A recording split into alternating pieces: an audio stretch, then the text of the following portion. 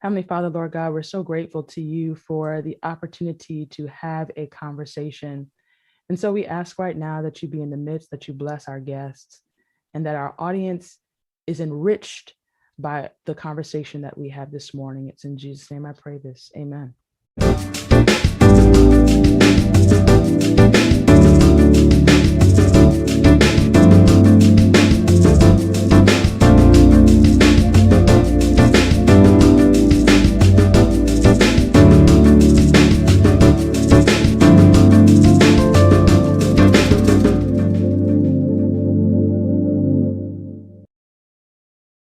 Good morning and welcome to another episode of What's the Message? I am your host, Claudia Allen, and I am joined by my co-host, the one and only, the lady in charge, the chick who gets it all done, the commander-in-chief, editor-in-chief. I'm doing all this because I haven't done it in a while. The one and only Carmela Monk Crawford. Carmela, how are you doing this morning? Hey, I am raring to go. What's up, Claudia? I'm good, Dan. An interesting week. I've been watching news and there's so many serious things that we've been working on, but to be able to come today, for one, I just had to mention this whole Hannah Nicole Jones thing. Did you see this? Where they want to deny her tenure.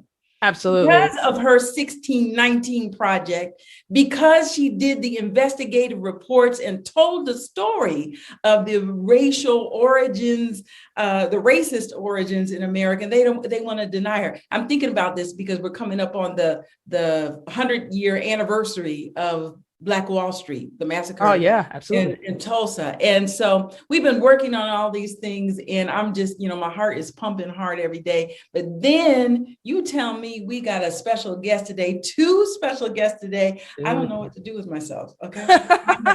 Listen, both of those stories. I've been seeing so many posts of survivors of the Tulsa riots, African Americans who are, centennials, like they're over 100 and they're sharing firsthand lived experience from that. That's been mind-blowing.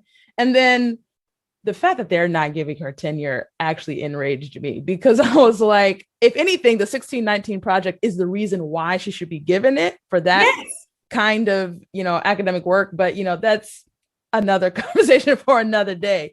Like you said, to say excited would be a gross understatement for how I feel right now, because I am a huge, as our former president would say, huge fan of of Married at First Sight. And this morning we have none other than one of the experts, Pastor Cal Roberson. He is one of the experts for the show Married at First Sight and is also a pastor. He is an author. He is a husband. And today we are going to have what I think is going to be a fantastic conversation, because I don't know about you, Carmela, but I think one of the things that fascinates me the most about Married at First Sight is the fact that it's basically arranged marriages. See, I've been talking about this, Claudia. And you have been talking about it. I knew you would come around. I didn't say it was coming around, but I am certainly fascinated about how they are engaging in arranged marriages here in the U.S. So, Pastor Cal, welcome to the podcast. Thank you so much for being here. It is my extreme pleasure being with you guys today. Claudia and Carmela, it's a pleasure. So, Pastor Cal, I have to start here. How did you even get involved with Married at First Sight? Wow, what a story. My wife and I have been doing marriage counseling. We've been doing conferences, actually, probably for the last 12 years, and nationally and some international. And and we also had an online presence where we were counseling people and giving, information on marriage, health, et cetera. And we were actually contacted to help by a casting agency to help them find a couple for one of their shows. This is our production company, Kinetic Content, to help them find a couple. So we told them, okay, fine, we'll work with you. So we did that. And the couple constantly, while they were on the show, was constantly talking about us. They were talking about what they learned from us, and Pastor Cal and Wendy, et cetera, et cetera. So they wanted to film us doing a counseling session. And so once they did that, they were texting and what have you, and they decided, okay, we need you guys to work more closely with the company. Mm-hmm. And so that was the beginning. And later on, probably about a month or so later, they asked me, what would I do to improve Married at First Sight? What could I do to change or to help on the show? And I told them. And so they asked me to be involved, and hey, the rest is history. Wow. What did you tell them? You told them, you gosh, feel like me, okay? Because I'm gonna just tell it like it is. That what you said? One thing I suggested was that there was a need for diverse representation on the show. From an expert perspective, because at that point, they were having Black couples. I think for the first 3 seasons. The first season they had one. The second season, I don't think there was, but the third season there was. But yet there was no one there who actually, could speak to couples from that perspective. Mm-hmm. So I told them that's definitely a need, and also they need someone who had some vast experience in counseling couples, which I've been doing as a pastoral counselor for 20 years. Wow. So they understood and they agreed. And here we are. So this has been burning for me. Every season I watch, I always want to know, is this a social experiment or is this real marriage, Pastor Cal? Wow, Claudia. Look, that is probably one of the most frequent questions I get. I'm going to be straight with you. All right. This is a message, right? Yeah. So I'm a message. Here's the deal. This is not scripted. Mm-hmm. This is not prepared. What you see is absolutely what you're getting. Wow. These people are for as many quirks as you see, for as much strangeness as you see, for as much success as you see. This is all real stuff. Mm-hmm. And I say it like this. If I don't know, okay, now Claudia, you're not married, are you? I'm not. Carmela? I'm married, but you're married, okay. Claudia. I'll use you an example. Okay, go ahead. I'll use you as an example. Okay, mm-hmm. Now you seem like a reasonable, happy woman, so I'm assuming you have a reasonable, happy marriage. Mm-hmm. Great. So, but if I were to take a camera and put it in your living room for 40 hours a week, you're shaking your head already. Can you imagine the kind of drama, suspense, comedy, intrigue that you would find just from filming your family? Yeah, it would be crazy. And that's what we do. Basically, we just put the cameras on the marriage and let it go. Well, why are these people doing this? I mean, okay, because between me and Claudia, we're different, and everything you just said is number one, don't show up at my house unannounced because I have some cleaning to do. But how are people? Why are somebody doing it? It's not just the camera in your living room; it's the camera in your bedroom. Why? Now we don't want to do this. Now here's the caveat. We do film, but there are areas that are off limits. We don't film bathrooms. We don't film bedrooms after a certain period of time. When you go to bed, you go to bed. Okay, so we're not in there. You got to change the rating to the show if we're going to do all that. So we're not in the bedroom.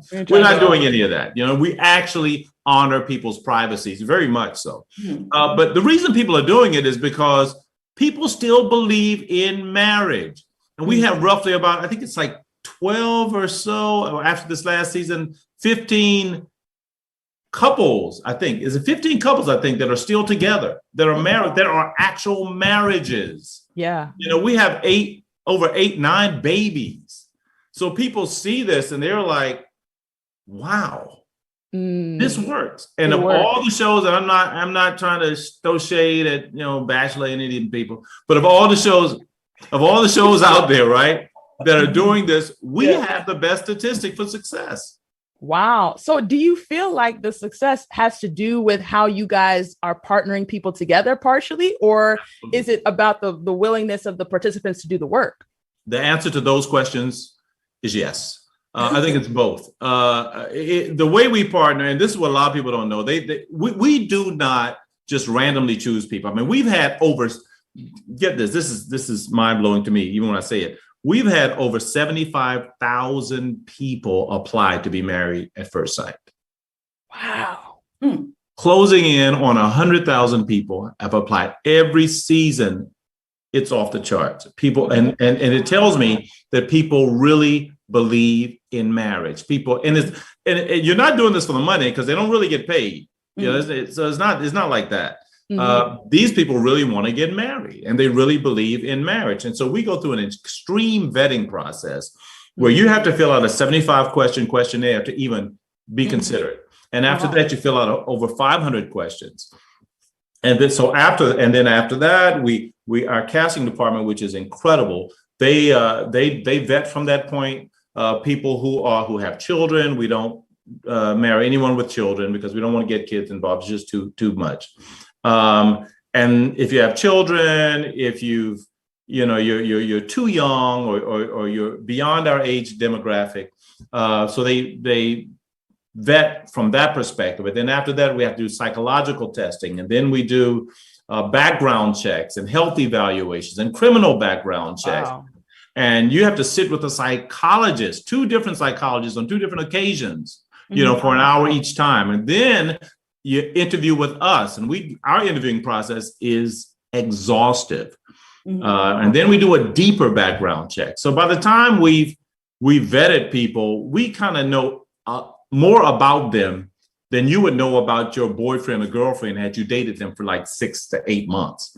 We really know these people. We ask for pictures of their exes so we can see what, who the kind of, you talking about, I want a supermodel, I want this. You ain't never dated no supermodel. Yeah, I know you ain't standards you ain't even had. Yeah.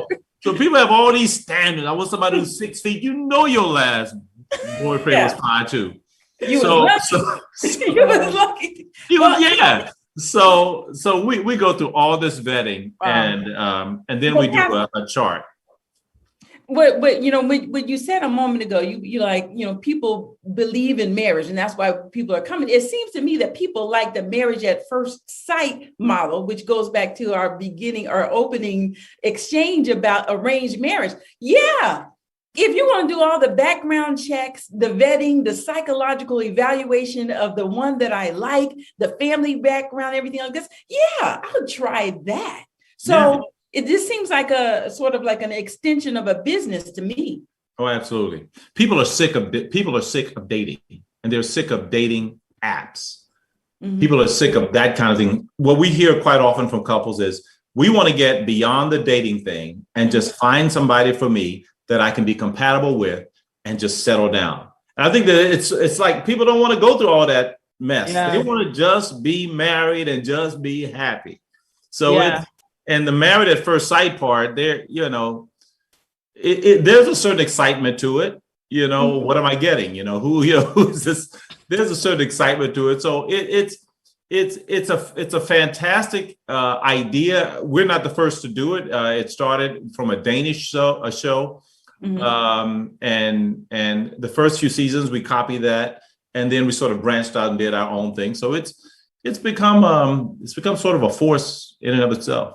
That's fascinating. I think one of the things that I always wonder about as well is, I think you kind of answered it in your explanation of the process of even getting on the show, with it being so exhaustive. But I always wondered, like, is it possible to say to you guys that you want something and then realize what you asked for, you don't really want? I feel like I see that so much on the show, and just so much just in general, right? I think that we oftentimes say, oh, I want a woman who's assertive, or I want a man who is who takes charge. And then it's like you get into a relationship with somebody like that, and then all of a sudden you don't want that anymore, or you don't at least know how to make it work. How do you actually, because one of the things that you say in the show consistently is that you fight for marriages, and you try to fight for ones that some people even feel like should end. Yes, Lord. How do you fight for marriages, or how do people fight for marriages when they're in that season or that space where they feel like they should end? Yeah, that's a great question. Fighting for your marriage, excuse me, to me, it means honoring your commitment. It means that now the beauty behind what we do is that we start with the commitment. When you're dating, you start with dating and then you build up to the commitment. Mm-hmm. What we do is we start with the commitment, the vows, the marriage, the legally binding marriage. Then after that, you find a way to make it work. Okay, that's the idea behind an arranged marriage. Mm-hmm. For people who are married and they're in that place, fighting for it means, hey, look, you have to recommit every day, and you have to realize why this thing is together. Which is why I tell people this whole idea of love that people say I love you now, but I don't love you anymore. That's what is message, so I can't say too many things. But say it. That's crap. Let me just say that. Yeah, say that. We can say that. I can say that. Crap's good. But but it is because this I love you, but I'm not in love with you, or I don't love you anymore. And I remember That's not true. Huh? That's not true. No. Dr. Claude Thomas, Jackie. Yes, my relationship mentors, I called them from Oakwood College, Oakwood University. I remember he gave a definition of love that I'll never forget. In fact, I put it in my book, which I'll talk about in a moment. He said the love is an intellectual decision that we make to be committed to another person's legitimate needs. It's the most powerful definition of love I've ever heard. Wow. It's a decision that you make that I'm going to commit myself to be to tend to your legitimate needs. So I may feel good about you. I may not feel good about you. I might be good today. But love, the feeling is not love. The commitment is the love. So when people say, I don't love her no more. No. You just forgot how to be committed. You just forgot the commitment. Wow. Because the love is the commitment. It's not the feeling. So I wish I could find the guy who said, I love you, but I'm not in love with you. I wish I could find him. So if that's the case, then where, so chemistry doesn't matter. Attraction doesn't matter. Absolutely it does. Absolutely it does. Okay. You remember chemistry in high school? I do. Mm-hmm. I didn't do well. You remember, neither did I, but you remember making a volcano, you take some baking soda, you take some vinegar, you put it in a test tube and right? Yeah. How did the chemistry happen? You put things together. You created it. All right, come on. Good. Talk to me. You did that. People believe that chemistry is just this vacuous thing that's just floating out there in the air. And one day you'll find it, just like they believe love. One day you'll find love. One day you'll find chemistry. We don't know. You create chemistry. And you create chemistry by what you tell yourself. Okay. You can learn to love anybody. You know, doggone well that you've met some people. You're like, I don't like the way they look, but you hang around them. You learn, you see their value, and you're like, you know what? They all right. They're not too bad. They're not too bad. Then before you know, you head over heels in love with them because you grew in love.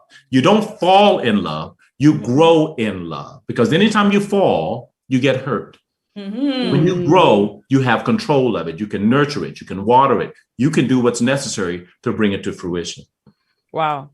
I want to ask you, my whole family watched the season with Iris and what was not that one yet. No, I remember. Iris and Keith. Yeah. Now, my mom was watching this, right? So I did my own little social experiment, right? So we watched the first half. And then we were on the road, so she didn't get to see the rest of it. We happened to be on a long road trip. And so I said, do you want to know what happened with the rest? And so we talked, and I didn't tell her. I said, why don't you tell me who you thought made it? Wow. My mother was 100%. I bet she was. And I was amazed at the things that she could see were working and not working, and where, So I guess my question to you is, talk to me about the stuff how do you personally feel when you see this thing going south?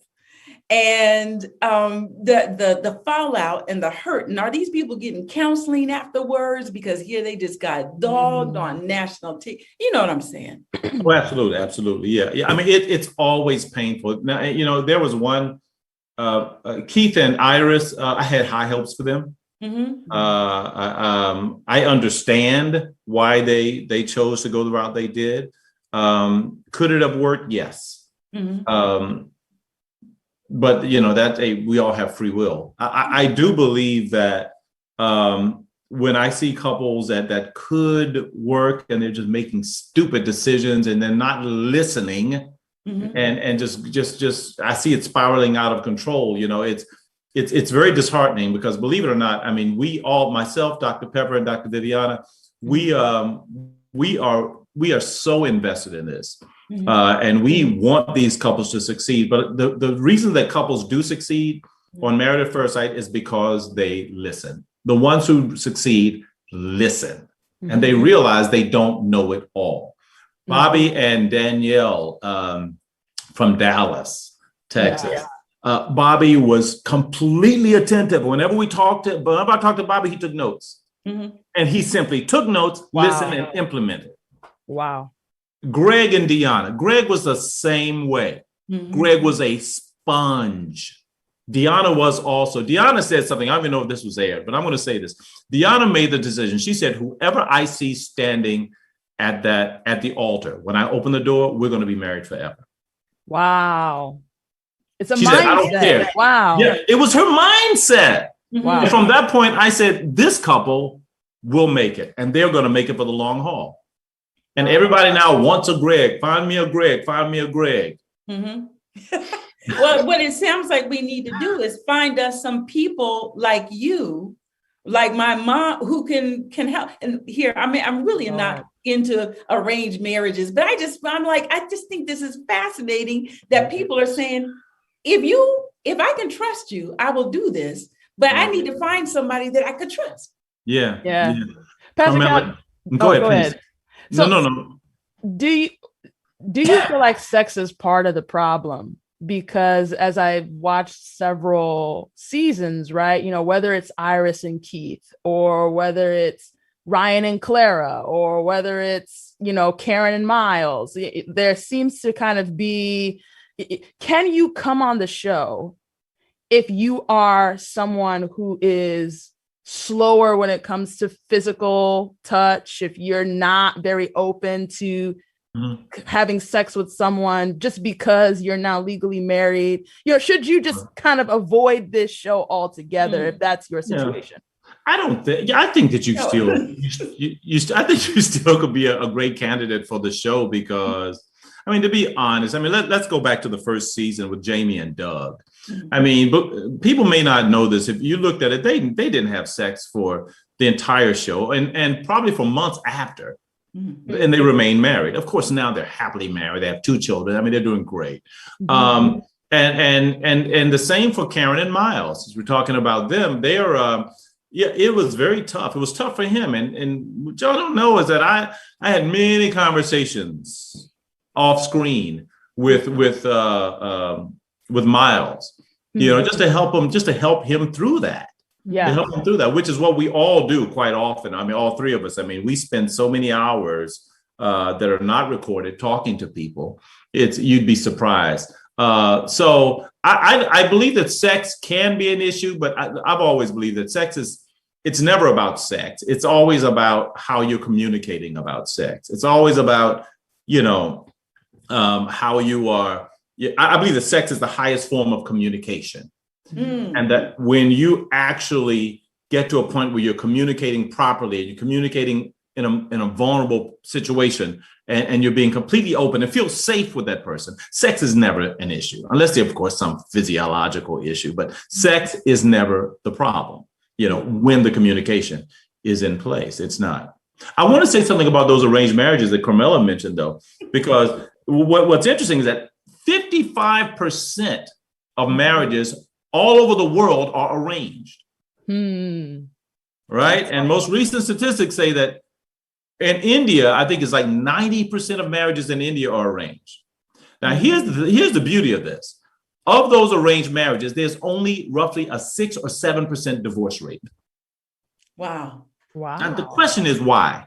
It's because you're not just marrying because, as in the West we do, because of romantic reasons, because you feel good, because you love her, because he's fine, because she's fine. It's so much deeper than that. You're joining legacies, you're joining families, and you have a larger goal and a larger purpose than just this heartstring thing. You know, you're actually, and these are biblical. This is how they did it in the Bible. That's right. Right. For sure. You know, it was more than just, oh, she's fine, I'm gonna marry her. No. You had tribes. You're joining tribes together.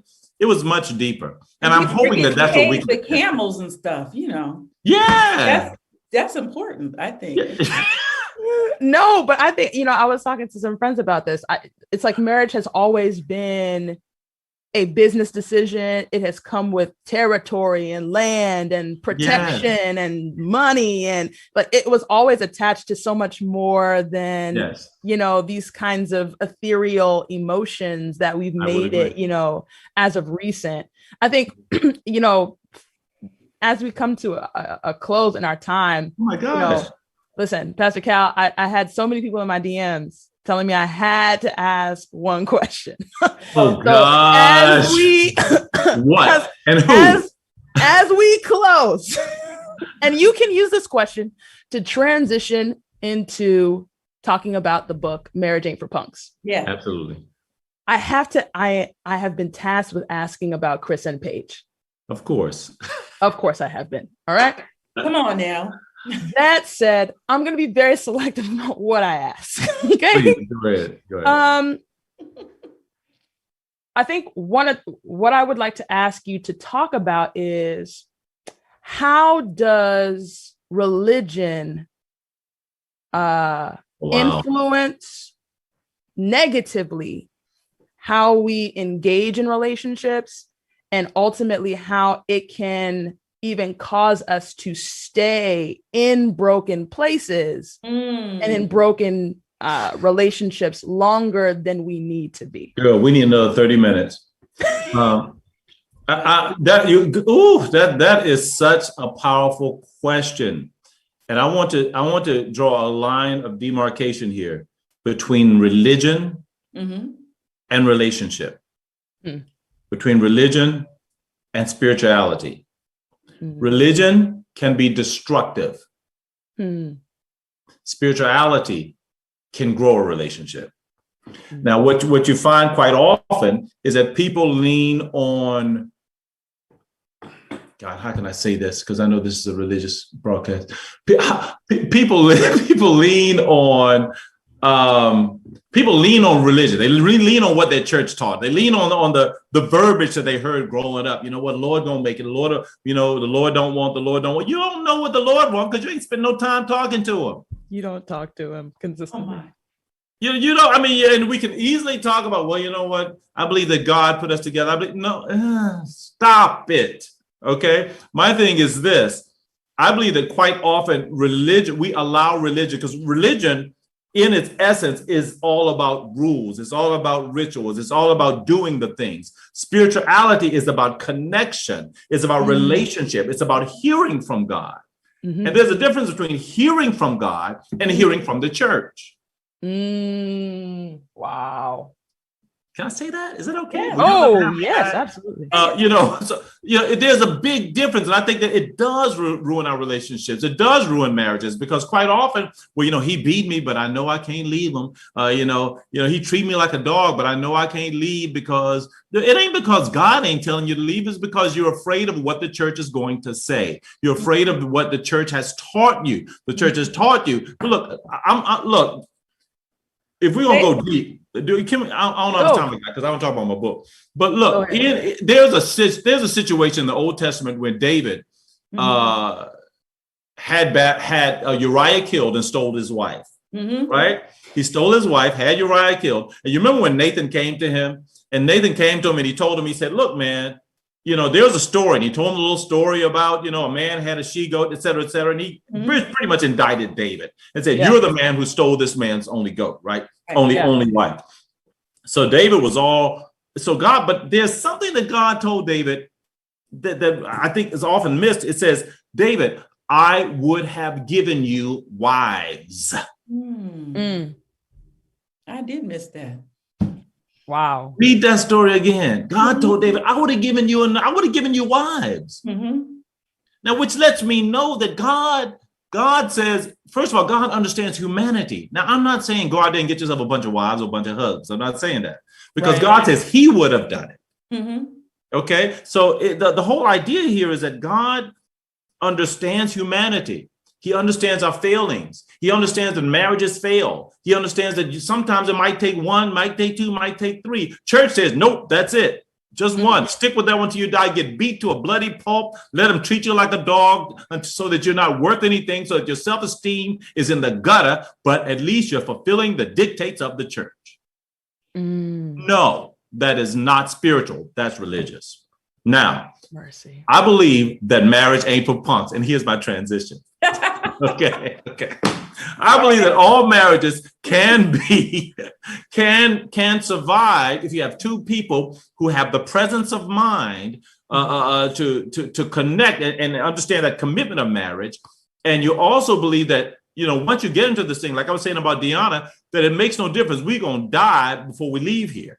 Okay. Yeah. And my wife and I, we've made this agreement. This is till death do us part, voluntarily or involuntarily. You have to die to get out of this union. Right. You hear.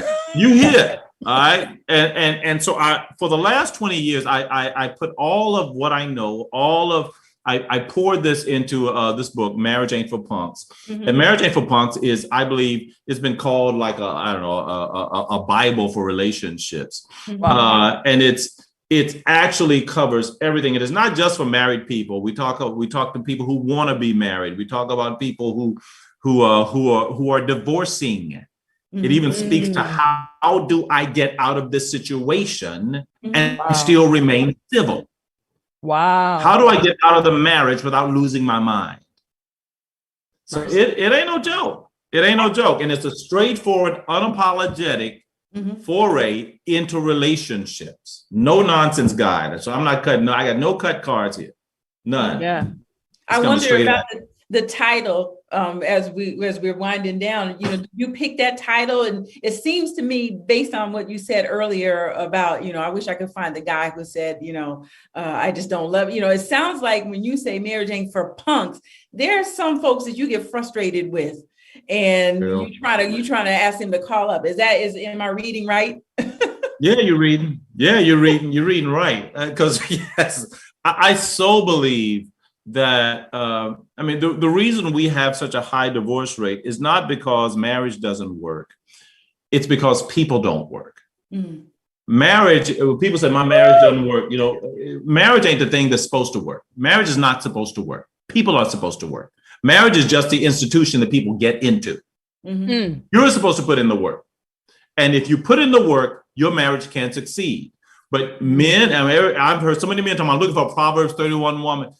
When have you been a Proverbs 31 man? Let's talk about that. You know what? As I say, I ain't got enough time. But a lot of that is here. Now, this is not necessarily a book that's for, it's not I don't quote a lot of scripture. It's not Jesus gonna work it out.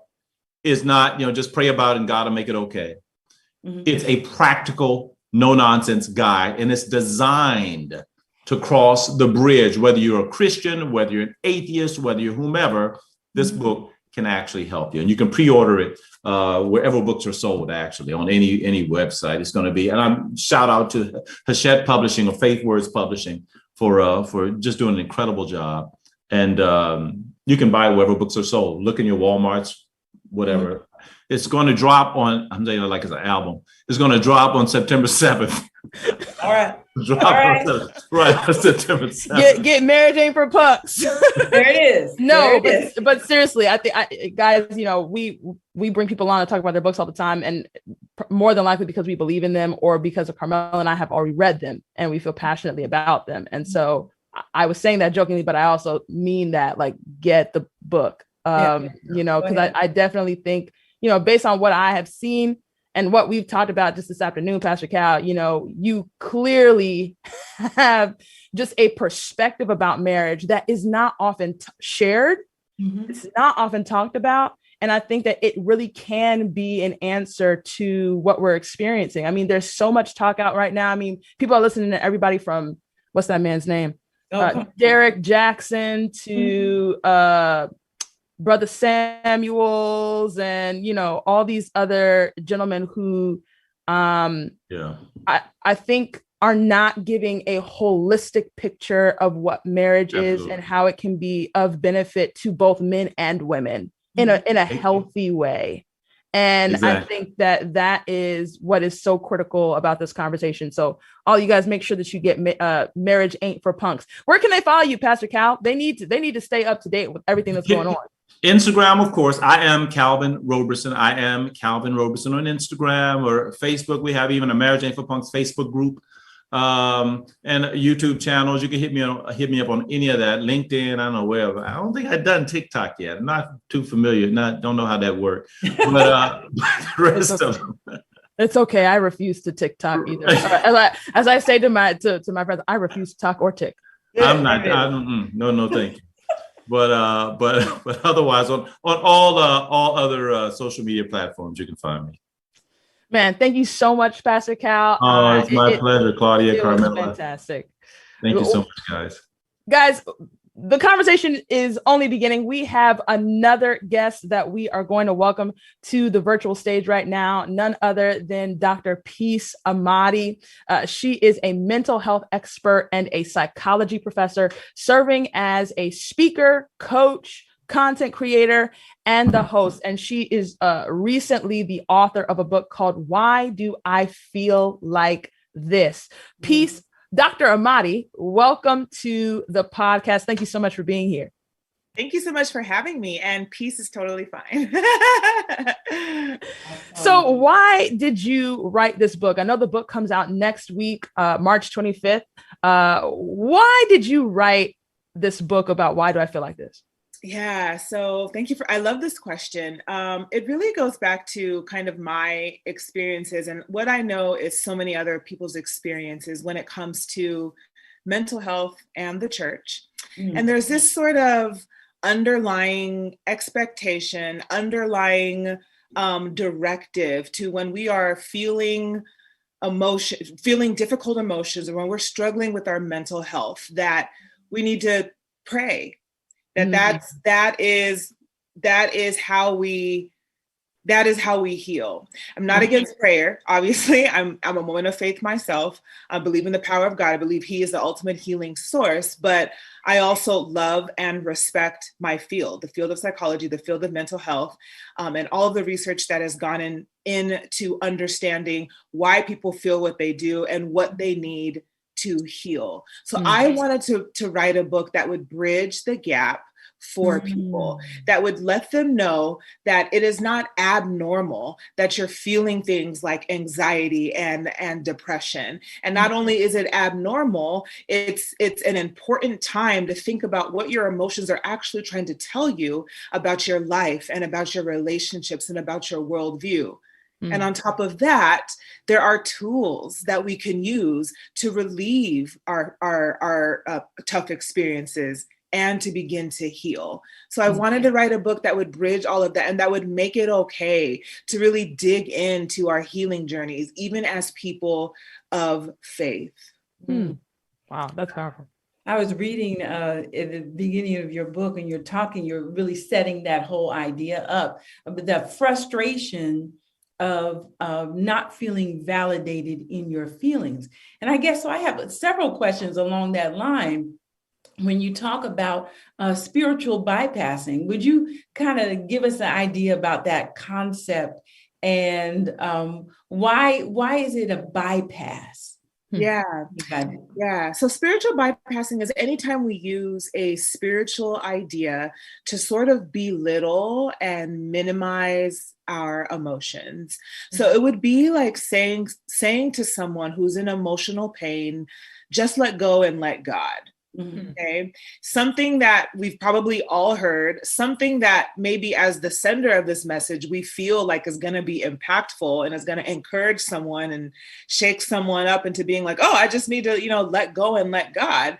But really what you're doing there is bypassing what is a very real and deep and difficult experience. Not only is that statement not going to work, that statement is unhelpful. And that statement doesn't allow, again, for that time to really look inside into what this person is experiencing and figuring out what it is they truly need.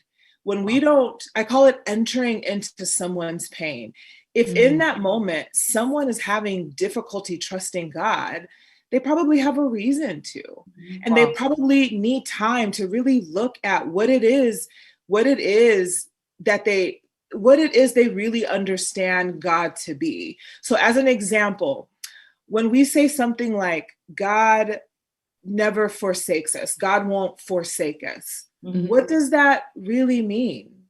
Because it doesn't mean that we're not going to have pain, right? It doesn't mean that we're not going to experience illness. It doesn't mean we're not going to experience loss. It doesn't mean any of those things. But when you just say, oh God, let go, just let go and let God, and God, won't forsake you, and someone is struggling to receive that, is because they need time to really figure out what is it that really means when we say God won't forsake us.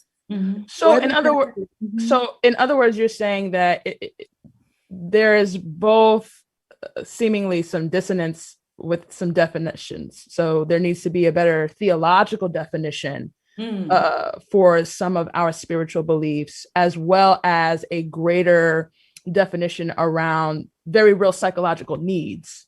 Because one can theologically and spiritually believe in the truth that God promises in scripture that he will never leave me nor forsake me. But then I need to know theologically what that actually means so that I am not misinterpreting it to mean that I will then never experience feelings of loneliness, or I will never experience psychological depression or anxiety or any of these things. But so it's a matter of both having a proper theological definition as well as a psychological definition. Yeah. And what I'm saying is that it takes time to get there. It takes time to have your own understanding and your own experience of what it means to believe that God doesn't forsake us. When you're in the middle of a very hard time, when you've lost someone in your family, when you've endured abuse or rape or all of that, and the first thing that you hear is, anything, God won't forsake you, just let go and let God, think about how that really lands for a person. That it's like you said, dissonance is a great word. It's not that those things aren't true. It's just that people need time to kind of understand what that means, given what they just went through. It's a very confusing, and it's very unhelpful, and it's very oppressive to kind of expect that someone just hold this, this surface kind of understanding of God when they've gone through something, one of the most difficult things a person can go through. And so personally, where I've found my deepest understanding of God is given time in my pain. I think there's a very important thing that can come out of our pain. There's a very transformative thing that can come out of our pain. But when we just bypass, when we're just like, you just need to, kind of ship up and shape out and just, trust God. There isn't really time to really find a real and true and authentic understanding and experience of what all of these things we're told means. I don't know if I'm saying that the best way I can, but we lose a lot when we expect people to just snap out of their difficult experiences and snap out of their emotions using Christian platitudes. Not only does it not work, we lose something very important for our own faith and for our own lives and how we see God. Mm-hmm. I hear you. What is so beautiful about your experience and your expertise is, you're a doctorate of psychology, you've written the book, you teach the classes, you work with people all the time. And I think right here, what you have highlighted here maybe come as a surprise for people who are steeped in the faith, maybe an older generation.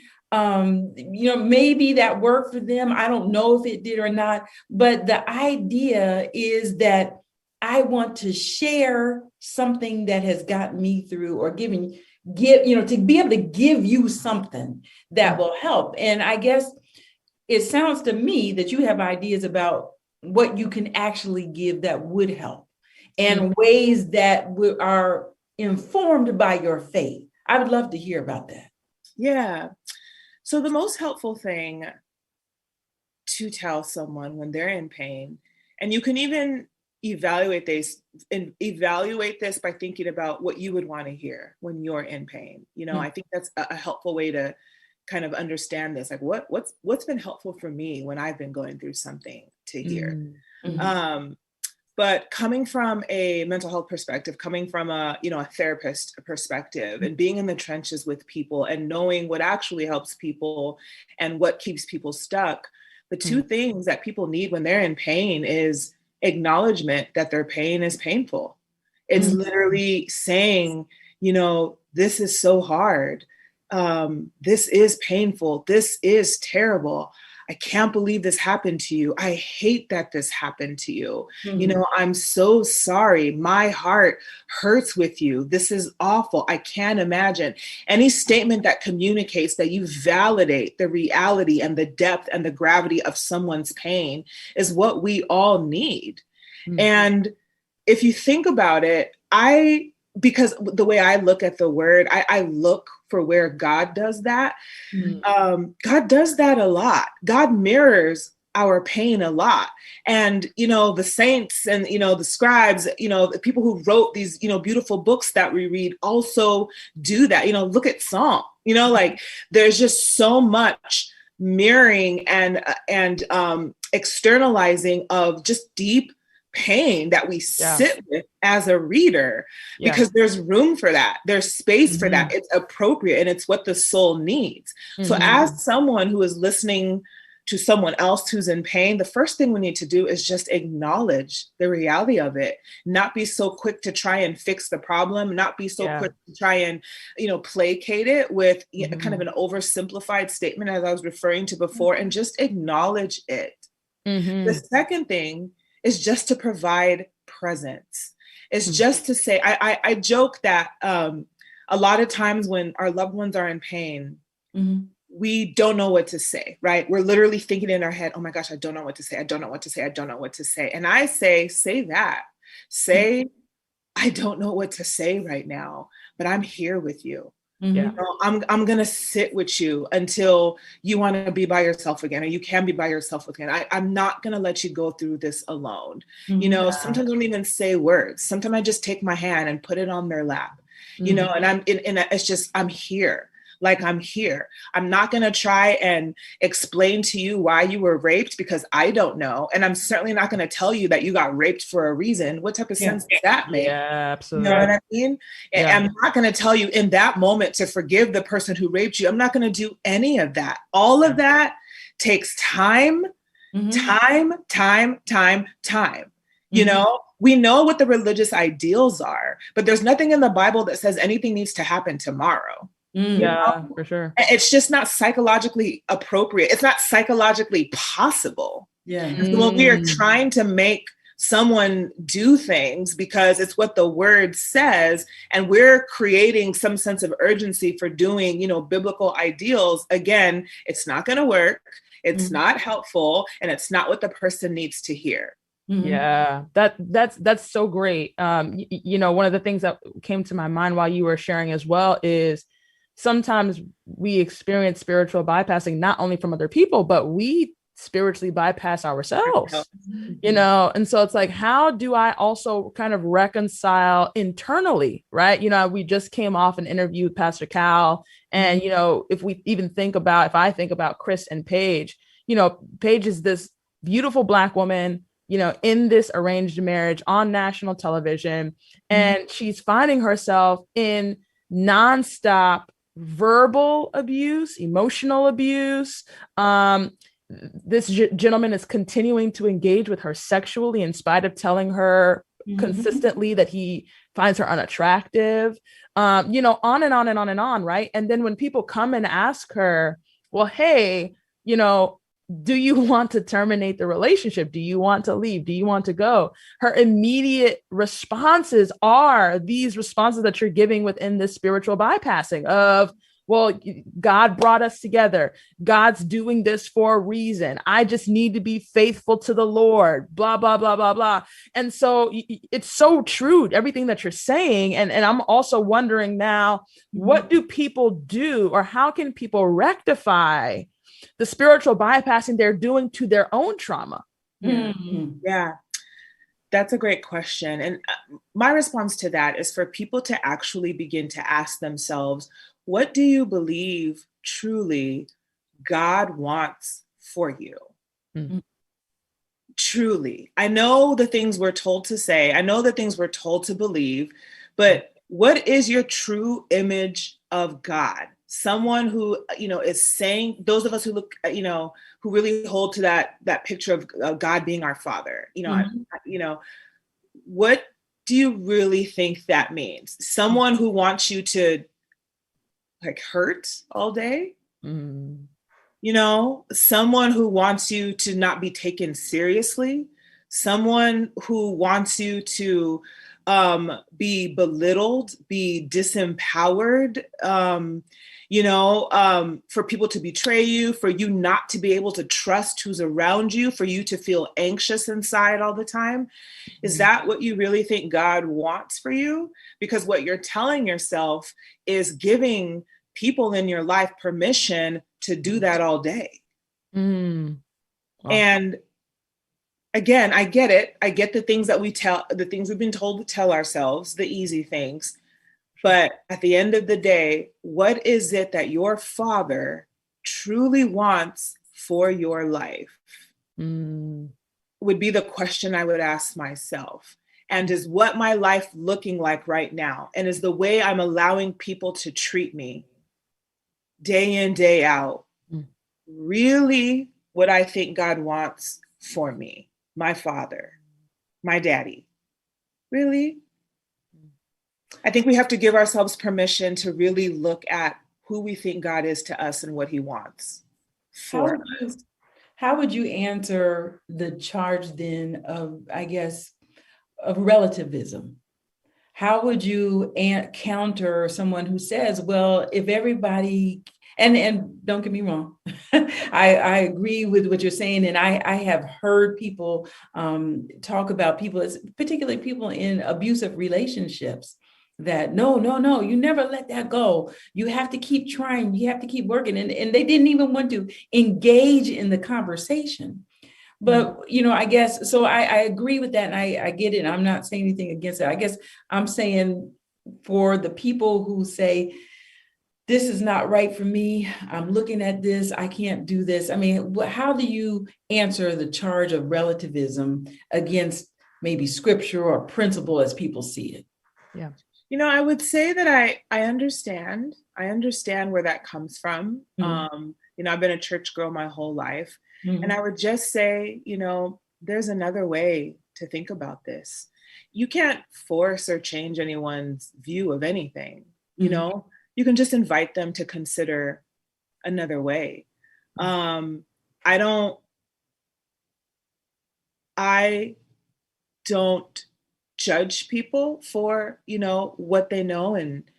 And again, I get it, you know, I get where it comes from, but my invitation is just to consider that there's another way to see God.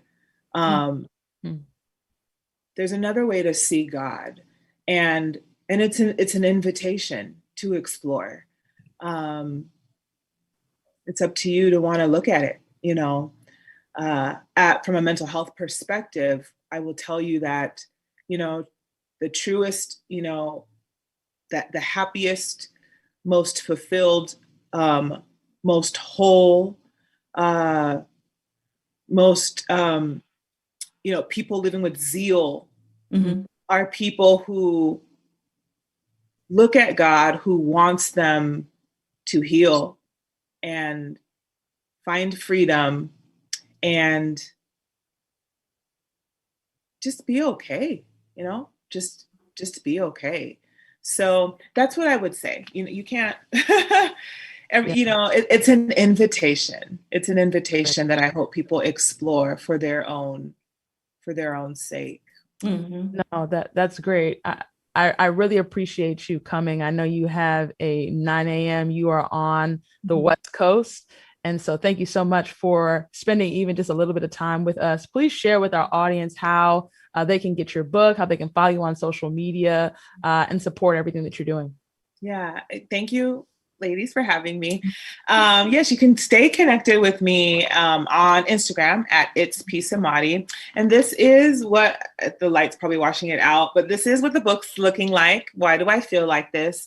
It's available for pre-order on Amazon, Target, Walmart, Barnes and Nobles, wherever books are sold. And my invitation is that you meet me in these pages and really look at the ways that I have learned to see God during times of our deepest pain. That is beautiful. Wow. Yeah, I agree. I was going to say something real quick, and I know you got to go. I once asked the jazz pianist Cyrus Chestnut about the, sort of the Black spirituals, like why, how we sing and we have these spirituals that have this minor key, you know what I mean? It sounds mournful, but Black people love that. It's something about that makes you happy or something like this. And what I'm hearing from you saying is that, there is a joy on the other side. Can I go that far? But sitting in that pain, reconciling, working it through, there is something. Is that what I'm hearing you say? I love that. Because I love a good minor key. I love a good minor key. Yes, I think that's perfect. I think that's a great way to look at, like, there's something beautiful. There's something beautiful in that minor key that we don't want to be so quick, to jump over. Which we understand musically, let's sit in this minor key. We know it's going to resolve. Let's vibe. Right? Yeah. Right. Let's vibe. It's going to resolve. It's coming. But until then, you're just like, I think that's love. It's the same thing with our experiences. Like, yes, we know it's going to resolve. We know God is good. We know all those good things, but let's sit here because something good can happen here in time. With time. So that's great. Thank you for that. Absolutely. Thank you. Man, everyone, it has been such an inspiring morning. I know from everything that we've just sat with Dr. Peace Amadi, if anything, we just want to encourage you to, like she said, not try to jump from your emotions so quickly, but really just sit in them. I even as you were talking, I feel like one of the ways that we come to know the promises of God to be true is by actually sitting with our reality, with our authenticity, that by sitting in our pain and our trauma and sitting in that minor moment until the Lord resolves it, but not trying to force the resolution before it's necessary. Even Christ himself on the cross, he sat for a very long time on that cross before that thing resolved on Sunday morning. So if there's any inspiration or hope that we would want to leave you all with, is to sit with why you feel like this. That's why probably why she named the book that. Why do I feel like this? Yeah. Guys, it's been another fantastic week. We have so many different things going on here at Message. We are in the midst of a campaign. We are wanting to just promote to all of you that you can get your copy of Message Magazine both digitally and in print.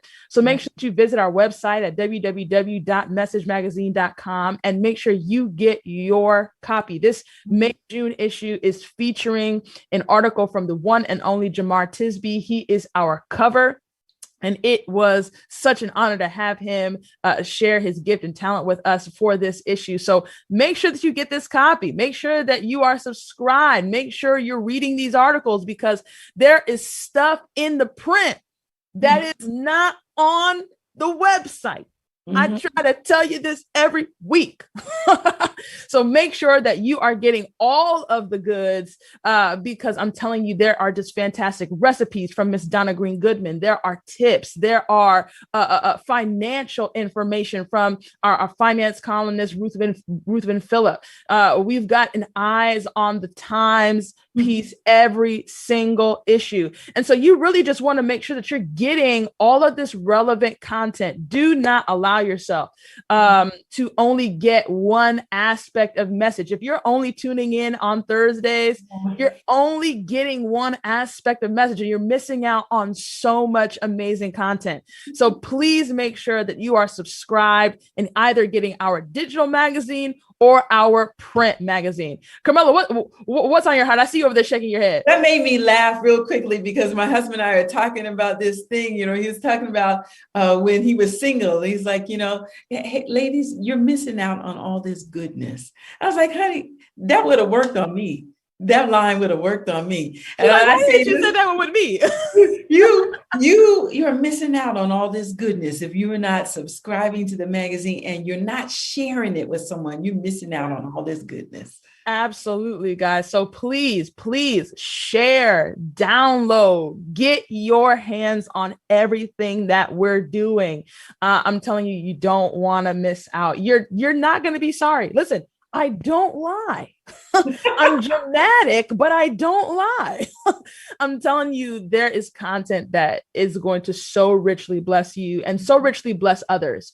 And that's really what we're about here at Message. When you support us, you're supporting other people, right? We want to make sure that our magazines are continuing to circulate in prisons. So we need you to donate. We need you to subscribe. We need you to continue to be a supporter of this content and this media platform, because we're trying to do our best to share the love of God, the gospel of Jesus Christ, and just relevant content for you and your loved ones. So please make sure that you get your copy of Message Magazine today. And of course, subscribe to the YouTube channel. Follow us on Instagram and Twitter at Message1898, and make sure that you like this Facebook page. All right. And at the end of this episode, click share. All right. If this was an episode you absolutely loved, if you loved our conversation with Pastor Cal, if you loved our conversation with Dr. Amadi, click the share button. Drop the link of the YouTube into your group chat.